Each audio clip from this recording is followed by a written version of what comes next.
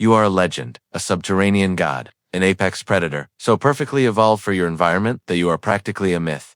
In the desolate expanse of Perfection Valley, Nevada, you are the reason the ground itself is feared. You are a Graboid, a monstrous geological torpedo of muscle and maw, the ultimate movie monster, a creature of pure, relentless hunger. This is the reputation you've earned. It's a terrifying and impressive resume, and it is a complete and utter fraud. The truth is, you are a clumsy, blind, and profoundly stupid creature, trapped in a prison of dirt and stone. Your existence isn't a glorious reign of terror. It's a frustrating, monotonous, and deeply pathetic struggle, dictated by a single, primitive sense. You are not a cunning hunter. You are a living seismic sensor attached to a giant mouth, a biological anomaly whose entire life is a series of clumsy, desperate lunges in the dark.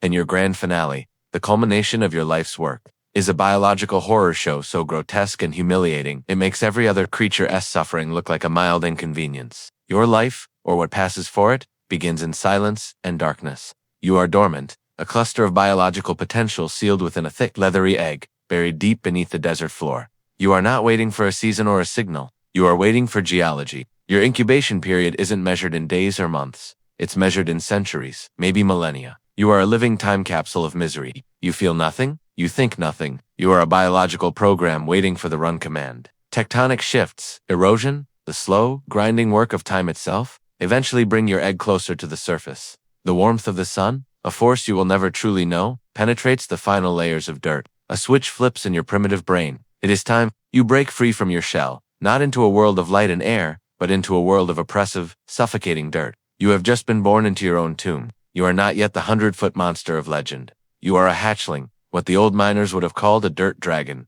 You are small, maybe only a few feet long, and pathetically vulnerable. Your skin is soft, your instincts raw. Your first task is not to hunt, but to survive not being hunted. Coyotes, hawks, even a determined badger could dig you up and turn you into a quick meal. You are a walking piece of calamari in a desert full of predators. You can't see or hear. Your entire perception of the universe is based on a single input. Vibrations you do not see. You do not hear in the conventional sense. Your world is a symphony of thumps, scrapes, and rumbles, translated through the soil. You are a living tuning fork. The frantic scurrying of a scorpion is a faint tremor. The heavy footfalls of a desert sheep are a booming drumbeat. This is your reality, and it is a deeply flawed one. You spend your youth in a state of constant confusion. The rumble of distant thunder is indistinguishable from a mudslide. The vibrations from a tumbling sagebrush are a false alarm that sends you burrowing deeper in a panic. You are a creature of immense potential power, yet you are terrified by the wind. Your first hunts are clumsy, pathetic affairs. You sense the delicate patter of a kangaroo rat above. You burrow upwards, muscles straining, and burst through the surface with what you imagine is terrifying force, only to find nothing. The rat was gone seconds ago. You have just wasted an enormous amount of energy to bite a mouthful of empty air. You do this again and again. Failure is your primary teacher. You learn, slowly and painfully, to anticipate, to triangulate, to attack not where the vibration is, but where it's going to be. Your life is a frustrating high-stakes geometry problem, and the penalty for getting the math wrong is starvation. Years pass. Through sheer dumb luck, you survive. You grow. You are now the colossal beast of legend, a massive, armored worm, propelled by powerful muscles. Your face a grotesque blossom of hooked mandibles and grasping tentacles. You are the undisputed king of the subterranean world, and it is an incredibly boring and frustrating kingdom to rule. Your life is a monotonous patrol. You tunnel endlessly through the dirt, a mindless subterranean shark, searching for the telltale vibrations of a meal. Most of the time, you find nothing. The desert is a vast, empty place. Your existence is defined by long stretches of profound, sensory-deprived boredom, punctuated by brief, frantic bursts of activity. Then, you feel it. Thump, thump, thump. A steady rhythmic vibration. A large meal. A cow, maybe. You surge towards it, a living earthquake moving at impossible speeds beneath the sand. You close in, your entire body a coiled spring of anticipation. You explode from the ground, your horrifying mouthparts ready to seize your prize. And you slam face first into solid bedrock. This is the central, humiliating truth of your existence. You are a prisoner of the soil. The entire surface world is a tantalizing buffet that is mostly inaccessible to you. Anything on a rock, on a building, on a paved road, might as well be on another planet. You can sense it, you can smell it with the sensitive receptors on your tentacles. You can practically taste the vibrations, but you cannot reach it. You are a god in your domain, but your domain ends abruptly where the dirt meets anything solid. You are a titan constantly thwarted by basic geology. Your life is an endless series of so close, yet so far moments of pure frustration. And then, you encounter the ultimate source of frustration and death. Humans. Humans are a nightmare. They are a chaotic cacophony of nonsensical vibrations. They create rhythmic, repetitive thumps with sticks that bounce pogo sticks. They create rolling, grinding rumbles that are attached to delicious, soft-bodied vibrations, cars and trucks. They are unpredictable. But worse, they are intelligent. You sense a human, you charge. They run onto a giant rock. You slam into it, stunned and confused. They create a loud, rhythmic vibration away from the rock. You follow it, driven by instinct. The vibration leads you faster and faster, and then it stops, and you are flying through empty air. You have just been tricked into launching yourself off a cliff. As you plummet to your messy, undignified death below, your primitive brain has no capacity to understand what just happened. You were not outthought, you were outthought by a creature that understands your one and only sense better than you do. Humans learn your weaknesses and exploit them with sadistic glee. They create vibrations to lure you into traps.